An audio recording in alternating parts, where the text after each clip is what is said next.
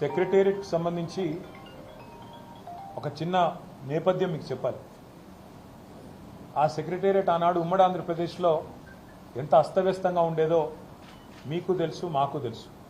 విలేకరులు మిత్రులు అక్కడ కూర్చోవాలన్నా, ఎవరితోనన్నా కనీసం మాట్లాడాలన్నా, లేదా వచ్చిపోయే ప్రజలకు కూడా అక్కడ ఎంత అసౌకర్యంగా ఉండేదో. ఒక అగ్ని ప్రమాదం జరిగితే అక్కడ కనీసం ఒక ఫైర్ ఇంజిన్ రాలేని పరిస్థితి ఉండేదో మీ అందరికీ తెలుసు. ఇవన్నీ చూసిన తర్వాత తెలంగాణ రాష్ట్రం ఏర్పడ్డ తర్వాత పెద్దలు, మా పార్టీ అధ్యక్షులు, తెలంగాణ తొలి ముఖ్యమంత్రి కేసీఆర్ గారు ఒక మంచి నిర్ణయం తీసుకున్నారు. తెలంగాణ పౌరుషాన్ని, తెలంగాణ యొక్క ఆత్మగౌరవాన్ని చాటే విధంగా చాలా గొప్పగా ఒక అద్భుతమైన భవనాన్ని నిర్మాణం చేసి తెలంగాణలోని భవిష్యత్ తరాలకు అందించాలనే ఉద్దేశంతో అక్కడ ఒక మంచి డిజైన్ ఎంపిక చేసి చాలా లోతుగా ఆలోచించి సెక్రటేరియట్ కట్టారు. కట్టిన తర్వాత ఆ సెక్రటేరియట్కి ఏ డాక్టర్ బాబాసాహెబ్ అంబేద్కర్ వల్లనైతే తను రాసిన రాజ్యాంగంలో పెట్టిన ఆర్టికల్ 3 ఏదైతే ఉందో దానివల్లనే తెలంగాణ రాష్ట్రం ఏర్పడ్డది. కాబట్టి ఆ మహనీయుడికి ఘనమైన నివాళి అర్పించాలని చెప్పి సెక్రటేరియట్కి ఒక పక్కన ప్రపంచంలోనే అతిపెద్దదైన బాబాసాహెబ్ విగ్రహం పెట్టారు. అదేవిధంగా సెక్రటేరియట్కి కూడా డాక్టర్ బాబాసాహెబ్ అంబేద్కర్ గారి పేరే పెట్టారు. దాంతోపాటు కేసీఆర్ గారు అసెంబ్లీలోనే చెప్పారు, ఆ సెక్రటేరియట్లో కూర్చుని పరిపాలించే పాలకులు ఎవరైనా భవిష్యత్తులో వారికి వందలాది మంది తెలంగాణ బిడ్డలు ఎవరైతే త్యాగాలు చేశారో, తమ ప్రాణాలు అర్పించారో, అమరులయ్యారో, వారి ఆశయాలు, వారి త్యాగం నిరంతరం గుర్తుండే విధంగా, వారి త్యాగ నిరతి నిరంతరం జ్వలిస్తూనే ఉండే విధంగా అమర జ్యోతిని కూడా సెక్రటేరియట్కి ఎదురుగానే అద్భుతంగా ఒక పర్యాటకులను కూడా ఆకర్షించే విధంగా, అదేవిధంగా ఆ స్ఫూర్తి పాలకులకు కూడా నిరంతరం అందే విధంగా అమర జ్యోతిని ఎదురుగా పెట్టడం జరిగింది. పెట్టిన తర్వాత తెలంగాణ అస్తిత్వానికి ప్రతీక, తెలంగాణ ఆత్మగౌరవానికి ప్రతీక అయిన తెలంగాణ తల్లిని అక్కడే ప్రతిష్ఠించాలన్న ఉద్దేశంతో ఒక అద్భుతమైన ఐలాండ్ను కూడా అక్కడ క్రియేట్ చేయడం జరిగింది. ఇదివరకు అది లేదు, ఐలాండ్ అక్కడే క్రియేట్ చేయడం జరిగింది. చేసి ఆనాడు దశాబ్ది ఉత్సవాల్లోనే నిర్ణయం తీసుకున్నాం అక్కడ తెలంగాణ తల్లిని ప్రతిష్ఠించాలని.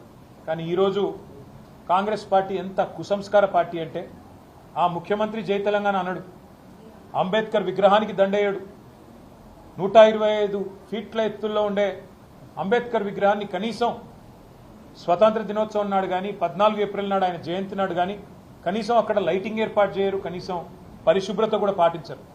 అమరజ్యోతి ఇంతవరకు కనీసం పర్యాటకుల కోసం ఓపెన్ కాలేదు. ఇంకా పైపెచ్చు ఇవన్నీ చాలదన్నట్టు ఏ రాజీవ్ గాంధీ గారైతే తెలంగాణ బిడ్డ అంజయ్యను అవమానించారో, ఆ అంజయ్య గారి పేరు పక్కనే ఉండే పార్కుకు పెట్టింది ఆనాడు ప్రభుత్వం. కానీ అంజయ్య గారి పేరు పోయింది, అది లుంబిని పార్క్ అయింది. ఇప్పుడు ఏ అంజయ్య గారిని అయితే అవమానించిన వ్యక్తి ఉన్నారో ఆయన విగ్రహాన్ని తెచ్చి మా నెత్తిన రుద్దడం అంటే ఇది ఎంతవరకు న్యాయం అని చెప్పి వాళ్ళు నేను మా పార్టీ తరఫున అడుగుతా ఉన్నాను. మేము 10 ఏళ్ళు చాలా సంస్కారవంతంగా వ్యవహారం చేసినాం. రాజీవ్ ఆరోగ్యశ్రీ అనే పథకం ఉంటే దాని పేరు మార్చలేదు, అట్లే కొనసాగించాం.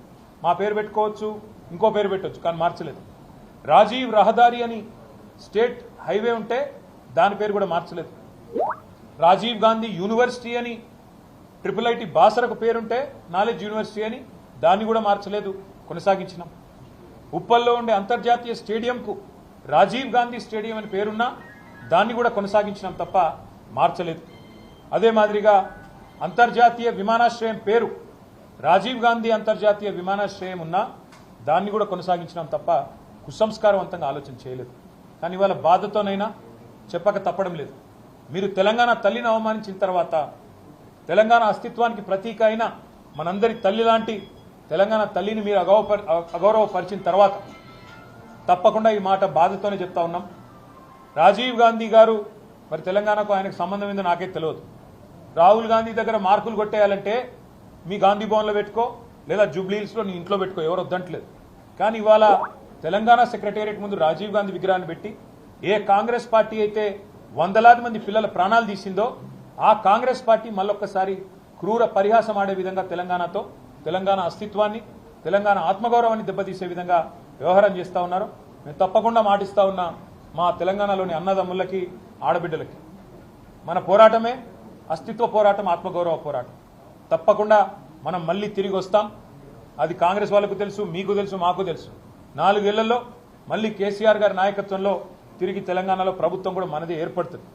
ఏర్పడ్డ తర్వాత వెంటనే తప్పకుండా రాజీవ్ గాంధీ గారి విగ్రహాన్ని అక్కడి నుంచి సకల మర్యాదలతో తొలగిస్తాం. అక్కడి నుంచి వారు కాంగ్రెస్ వారు ఎక్కడికి కోరుకుంటే అక్కడికి తరలిస్తాం. అక్కడ మాత్రం ఖచ్చితంగా తెలంగాణ తల్లి విగ్రహాన్ని పెడతాం. ఇవాళ